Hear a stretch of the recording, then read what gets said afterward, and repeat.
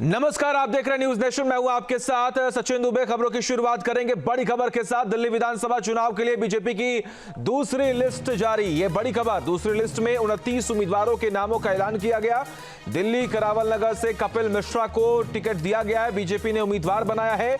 सुल्तानपुर माजुरा से कर्म सिंह और शकूर बस्ती से करनैल सिंह को टिकट दिया गया है। आपको जानकारी दें कि बड़े नाम भी हैं इसमें। सबसे बड़ी बात यहां पर यह है कि 29 उम्मीदवारों के नामों का ऐलान किया गया।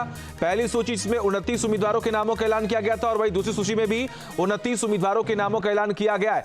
सबसे बड़ी बात कि 70 सीटों में से लगभग आपको जानकारी दे तो 58 उम्मीदवारों के नामों का ऐलान हो चुका है। अब कुछ ही वक्त में तीसरी लिस्ट भी सामने आएगी, लेकिन फिलहाल आज बात करते हैं दूसरी लिस्ट में किन किन के नाम हैं और कौन कौन से बड़े चेहरे। आप देखिए, अब बात करते हैं करावल नगर सीट से, जहां पर बीजेपी ने कपिल मिश्रा को टिकट दिया। वहां पर आम आदमी पार्टी की तरफ से मनोज टागी चुनावी मैदान में है, तो वहीं कांग्रेस की तरफ से भी तमाम बड़े दिग्गज चेहरे इस बार चुनावी मैदान में दिख रहे हैं। वही बात करते हैं शकूर बस्ती की, जहां से करनैल सिंह को बीजेपी ने टिकट दिया है। वही आम आदमी पार्टी से सत्येंद्र जैन यहां पर चुनावी मैदान में उतरे हुए हैं और वही कांग्रेस से आप देख पा रहे हैं सतीश जो है वो चुनावी मैदान में है। अगली सीट की बात कर लेते हैं। देखिए, सुल्तानपुर माजुरा की अगर हम बात करें तो यहां पर आम आदमी पार्टी से मुकेश जो है वो चुनावी मैदान में है और वही बीजेपी से कर्म सिंह को यहां पर टिकट दिया गया है।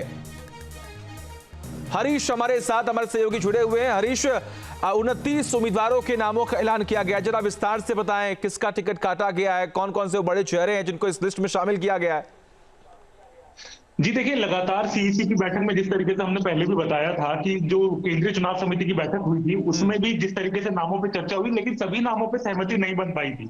तो ये हमने आज सुबह ही जैसे दर्शकों को बताया था कि 29 से 30 नाम आ सकते हैं, तो 29 नाम आज जो है वो जारी किए गए हैं। बाकी बचे हुए 12 नाम, यानी कि पहली लिस्ट जो है वो 29 नामों की थी, दूसरी लिस्ट भी 29 नामों की आई है, वही 12 नामों की लिस्ट अभी बाकी है। वही अगर हम बात करें किसकी सीट कटते हुए नजर आई, जिस तरीके से हमने बताया था कि लक्ष्मी नगर से अभय वर्मा जो मौजूदा विधायक है उन पर दोबारा पार्टी ने भरोसा दिखाया है। सबसे अहम सीट होती है करावल नगर, जहां पर मोहन सिंह बिष्ट जो 7 बार विधायक वहां पे रहे हैं और वहां से कपिल मिश्रा को उतारा गया है।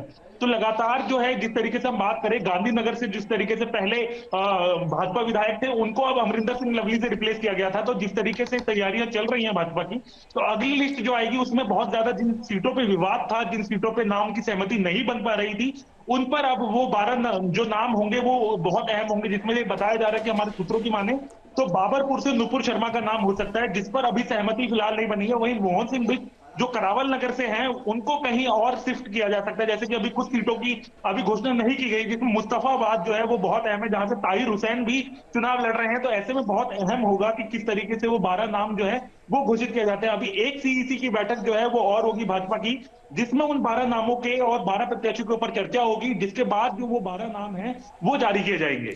बिल्कुल, और लगभग 2 दशक बीत चुके हैं जिसमें बीजेपी जो है अपनी सत्ता वापस यहां पर नहीं पा पाई है, लेकिन इस वक्त हम देख पा रहे हैं कि लगातार कई मंथन के बाद, कई चर्चाओं के बाद ये जो लिस्ट सामने आई है, इससे क्या उम्मीदें जताई जा रही हैं, कितना चुनौतीपूर्ण देखा जा रहा है, जिसके बाद इन तमाम बड़े चेहरों को इस बार चुनावी मैदान में उतारा गया है।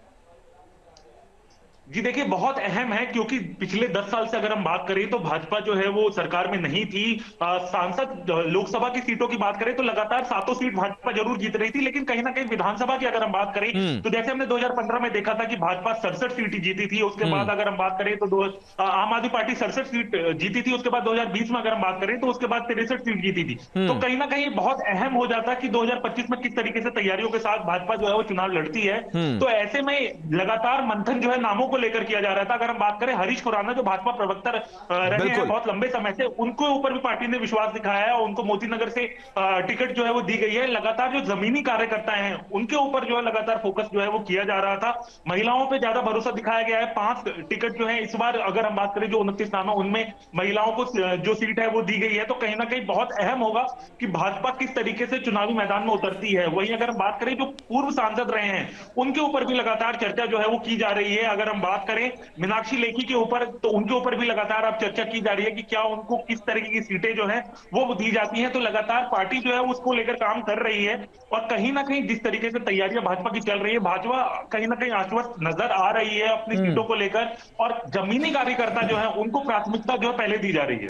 बिल्कुल, अगर मैं गलत नहीं हूं तो जो आज लिस्ट सामने आई है हरीश, उसमें से सिर्फ 2 ही सीट ऐसी है जहां पर बीजेपी पिछली बार सत्ता में आई थी, और लगभग अगर हम देखें तो 25 से 26 ऐसी सीटें हैं जहां पर आम आदमी पार्टी का कब्जा है।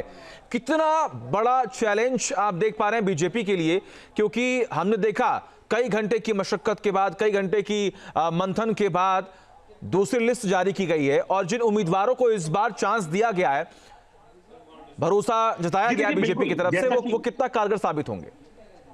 जैसा कि आपने बताया कि 2 सीट, जैसे कि करावल नगर की हम बात करें, वहां से मोहन सिंह बिष्ट जो है वो जीत चुके थे चुनाव, और उनकी जगह कपिल मिश्रा को टिकट दिया गया है, जो कि बहुत अहम है क्योंकि दिल्ली बीजेपी के अभी वाइस प्रेसिडेंट भी हैं वो। और इसके साथ साथ जो लक्ष्मी नगर की टिकट थी, वहां से अभय वर्मा साल 2020 में जीते थे, उनके ऊपर पार्टी ने दोबारा भरोसा दिखाया है। तो ये कहीं ना कहीं बताता है कि पार्टी जो विधायक जीते थे पिछली बार, उनके ऊपर जो है लगातार पार्टी ने विश्वास जो है वो जताया है। और उसके बाद जिस तरीके से भाजपा की तैयारियां जो है वो चल रही हैं, उसको लेकर भाजपा लगातार आश्वस्त नजर आ रही है, क्योंकि जिस तरीके से अगर हम बात करें तो 2020 में जिस तरीके से भारत को ठीक है हरीश, माफ कीजिएगा, आपको रोक रहा हूं। बहुत बहुत शुक्रिया तमाम जानकारी हम तक पहुंचाने के लिए। लगातार नजर आप बनाकर रखें, तमाम अपडेट्स हम आपसे लेते रहेंगे। न्यूज नेशन अब व्हाट्सएप पर खबरों के ताजा अपडेट के लिए न्यूज नेशन के इस QR कोड को स्कैन करें।